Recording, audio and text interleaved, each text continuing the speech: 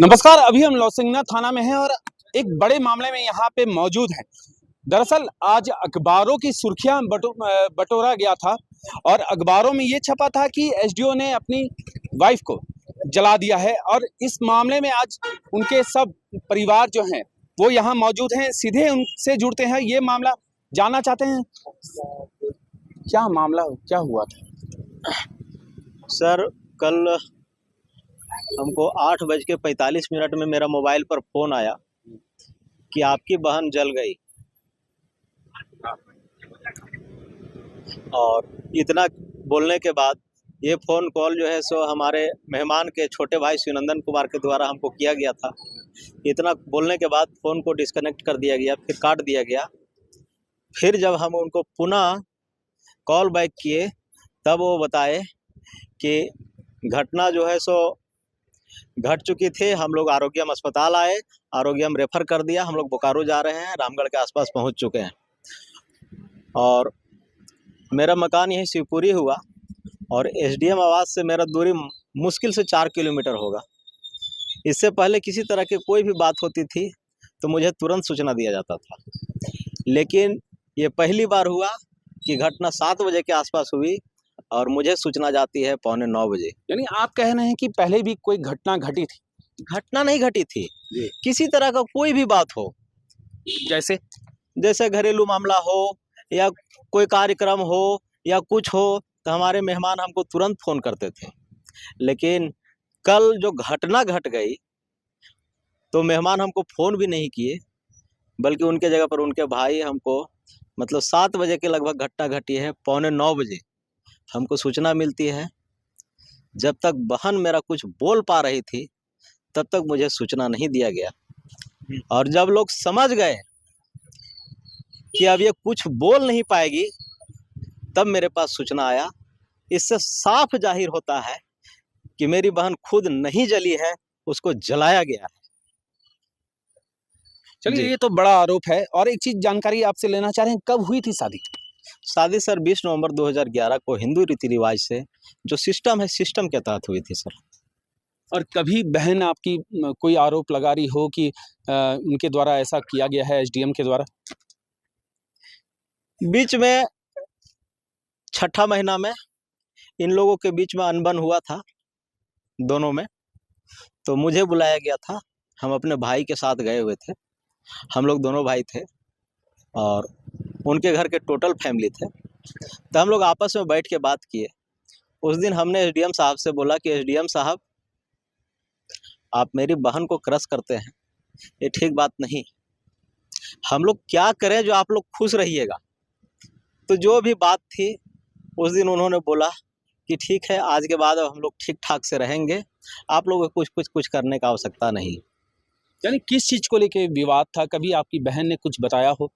जी, मेरी बहन बोलती थी कि इनका किसी गैर महिला के साथ कुछ तालमेल है और उसी के चलते दोनों पति पत्नी में नोक-झोंक हुआ करता था। लेकिन उसी नोक-झोंक में लोग इस मुकाम तक पहुंचा दिया कि कहा नहीं जा सकता है, वो बोलने से परे है, कहा नहीं जा सकता है सर इस बात को। अभी क्या स्थिति है आपकी बहन की और कहाँ पे है वो? मेरी बहन 65% जल चुकी है और बोकारो में डॉक्टर ने साफ मना कर दिया कि अब ये नहीं बच सकती है। लेकिन हम लोगों ने डॉक्टर को बोला कि सर कोई उपाय, तो डॉक्टर बोला आप लोग जहाँ चाहे वहाँ ले जा सकते हैं। तो हम लोग 12 बजे रात में देव कमल हॉस्पिटल रांची में एडमिट किए हुए हैं। वहाँ डॉक्टर आज कुछ आशा दिए हैं। डॉक्टर बोले हैं कि अगर 2 दिन तक इसको कुछ नहीं हुआ तो हम इसको बचा लेंगे, और अगर 2 दिन में अगर कुछ हो गया तो हम नहीं बचा पाएंगे। सर अभी मेरी बहन वेंटिलेशन में है, ना कुछ बोल सकती है, ना हिल सकती है, ना डुल सकती है, किसी तरह से उसका श्वास चल रहा है सर, बस सर। अभी आप थाने में पहुंचे हैं, थाने में क्या बात हुई है? सर थाने में हम आवेदन दिए हैं, उसका हम रिसीविंग में ले चुके हैं, आप रिसीविंग ले सकते हैं। थाने से मुझे बोला गया है कि हम एफआईआर करके उसका कुछ प्रोसेस होता है, ऑनलाइन वगैरह करना होता है। बड़ा बाबू से बात हुई है ना, बड़ा बाबू हमको बोले हुए हैं कि उसका प्रोसेस करके एक्चुअली वो हमको बोले कि आप बैठिए, आपको हम FIR कॉपी दे के भेज रहे हैं। हम बोले सर हमको रांची जाना है हॉस्पिटल। वो बोले ठीक है आप जाइए, आपको हम व्हाट्सअप कर देंगे, यहाँ प्रोसेस होती है, आपको हम व्हाट्सअप कर देंगे। बोले ठीक है सर। उसके एवज में हमको ये रिसीविंग कॉपी मिला हुआ।